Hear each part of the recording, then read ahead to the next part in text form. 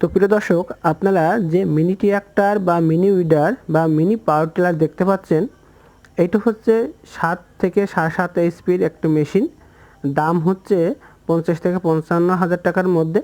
আমি phone number দিয়ে দিয়েছি, আপনারা শোরুমের মালিক বা কোম্পানির মালিকের সঙ্গে কথা বলে নেবেন, ডিটেলস সম্পর্কে জানতে পারেন মেশিনটা সম্পর্কে। তবে আমি এটুকু বলতে পারি যে 1 বিঘা জমি চাষ করতে 70 থেকে 80 টাকা খরচা হয়, অর্থাৎ 700 থেকে 800 গ্রাম ডিজেল বা পেট্রোল খরচা হয়। এই মেশিনটা হচ্ছে পেট্রোল চালিত মেশিন।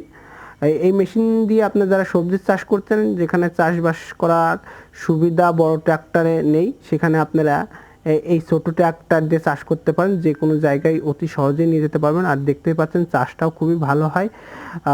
আবার কেউ ইচ্ছা করলে কিন্তু আপনারা ব্যবসায়িকভাবে এই মেশিনটা কিনে কিন্তু আপনারা চাষ করতে পারেন। 70-80 টাকা খরচা হবে, 400 টাকা বিঘা প্রতি নেবেন, 300 টাকা প্রায় বেশি লাভ হবে।